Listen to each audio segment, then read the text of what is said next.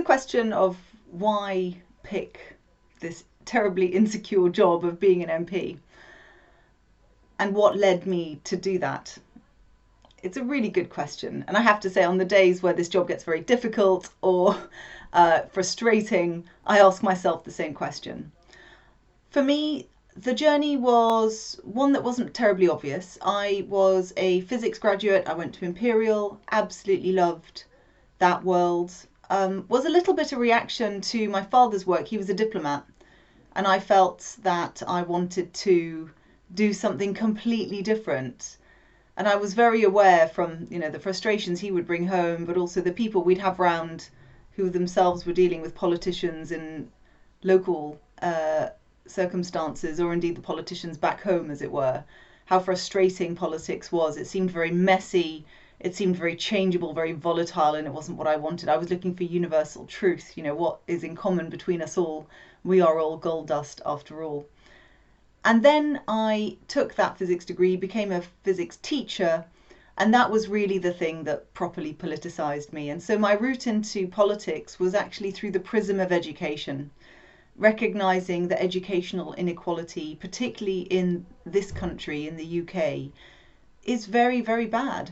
And that there is an incredibly strong link between the circumstances of your parents and the circumstances of your birth, and that opportunity that is afforded to you as an individual. And then realizing through my master's, I did the master's in comparative education at the Institute of Education, now UCL, and realizing that it doesn't have to be that way. There are other countries that do it differently, and that there are very specific policy points that need changing if that's something that we're intent on doing, and relating that to my personal and professional experience.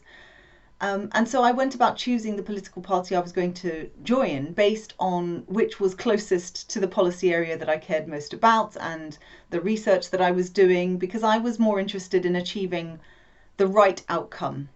I'm not interested in my own personal position. I had a job, and I'm very lucky, because if I ever lose my seat, I actually have a very stable profession that I can always go back to, and that's the joy of being a teacher, is that there will always be a need for maths and physics teachers, not just in this country but in others as well. So I feel confident that I would be able to make a living, which isn't necessarily so for everyone who does this job. And so I joined the Liberal Democrats because their policies were the closest to what my research was showing was the right thing to do. And I don't regret a moment of it, because actually the emotional part of that was also just a compulsion, just this burning desire, this need, this knowing that I wouldn't be happy unless I was trying to change the system that I was involved in. And I think you have to have a little bit of confidence in yourself that you can influence that system. You also have to have confidence in the system itself to be able to take on board those changes. And I think that perhaps leads on to the second question. So the second question that was asked was, bluntly, given what we've seen with Trump, with misinformation in this country and in others, is democracy working? And I take two views on that. The first is it's certainly under strain.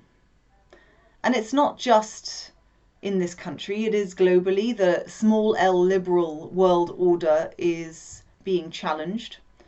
And the rise of Russia, the rise of China, different forms of government across the world. And the pandemic has certainly shown some of the difficulties in democracies acting in an emergency. Now, there's also an argument for being able to do that better, and there are democracies, New Zealand being a really good example, that actually did that much better than the UK. So I don't think it's a function of democracy, but I think there is now going to be an increased challenge on democracy, and it is going to have to assert itself and prove itself. And in this country, we've seen incredible division. It arguably started with Brexit, but it didn't. I mean, I think some of these divisions that we've seen in society have existed for a long time. And much of my worry about the direction that society was going predated 2010. It predated the financial crash. It was a realization that actually, unless we bring everyone to the point where they genuinely feel they have that sense of optimism and opportunity and control over their own lives, that we were going to face those problems. And then what happens is you have a financial crash, you have a pandemic, you have a big geopolitical constitutional change.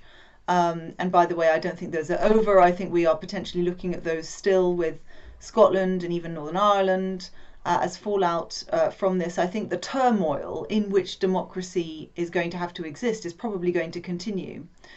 But some people said, well, democracy was broken because, you know, the different parties were fighting different sides, they were having different opinions, and they were struggling to get their point of view across all the way through the Brexit process when we had the hung parliament. My different view, though, is that actually I think that was a sign that democracy was working. I think there are things that we'd like to change. I think a more proportional system would have actually, ironically, produced probably a more stable route through the turmoil. However, I do think that the checks and balances that have existed and have historically existed in our country have been working. My concern is that there are now some things that the government is doing to try and dismantle some of those checks and balances, much more centralised view of democracy than I, as a liberal, would agree with. And I think that we are in danger of cementing some of those wider issues that have been trying valiantly to fight back against some of those more authoritarian, populist agendas that we've seen, not just in America, but that we've also started to see in this country. I'll just give you one brief example. You know, the voter ID law that the current government is attempting to bring in without very much evidence at all that actually voter ID is a source of electoral fraud. What we've seen from America is that actually it's far more likely to suppress the votes of groups that wouldn't naturally vote conservative and wouldn't vote right wing. And so that is one example that I would give of government policies that I think are going to make it harder for a truly fair democracy, for all voices, one person, one vote, regardless of where they are born, the colour of their skin, their sexuality, and everything else that life may throw at them. That is the bedrock of democracy, and my concern is that by making voting more difficult for some groups than others, then fundamentally you are affecting the fabric of our democracy. So I take an optimistic approach because I still think that the system as a whole can overcome all of this. We can overcome it by having big changes at the ballot boxes.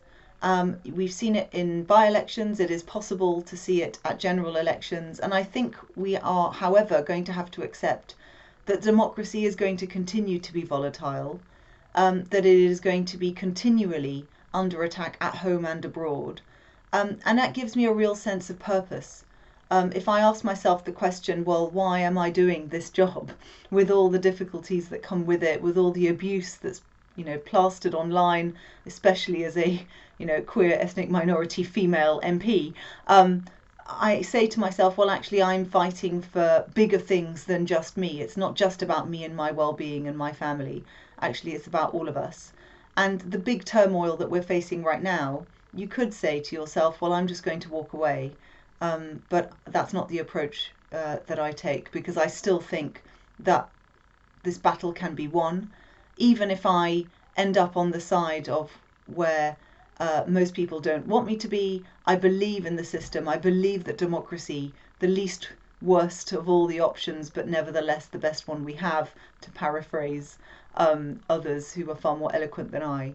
And I believe that democracy will prevail. But I think the mistake that people make is thinking that it only happens at the ballot box, and that the outcomes are inevitable, and they aren't. And that's why activism is so important, and that's why the fight itself in the system itself is so worthwhile, and why I intend to stay in it.